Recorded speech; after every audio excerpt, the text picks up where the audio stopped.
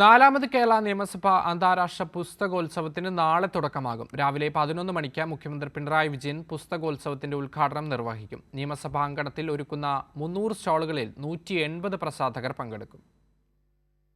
നാളെ മുതൽ ജനുവരി 13 വരെ 7 ദിവസം നീണ്ട പുസ്തകമേളയാണ് കേരള നിയമസഭാംഗണത്തിൽ ഒരുക്കുന്നത്. പുസ്തകമേളയുടെ ഓഫീസ് ഇന്ന് സ്പീക്കർ എൻ ഷംസീറും മന്ത്രി വി ശിവൻകുട്ടിയും ഉദ്ഘാടനം ചെയ്യും. നാളെ രാവിലെ 11 മണിക്ക് ആർ ശങ്കരനാരായണൻ തമ്പി ഹാളിൽ വെച്ച് മുഖ്യമന്ത്രി പിണറായി വിജയൻ പുസ്തകോത്സവത്തിന്റെ ഉദ്ഘാടനം നിർവഹിക്കും. സ്പീക്കർ, മന്ത്രിമാർ, MLA-മാർ തുടങ്ങിയവരും ചടങ്ങിൽ പങ്കെടുക്കും. 300 സ്റ്റാളുകളിലായി 180 പ്രസാധകർ പങ്കെടുക്കും.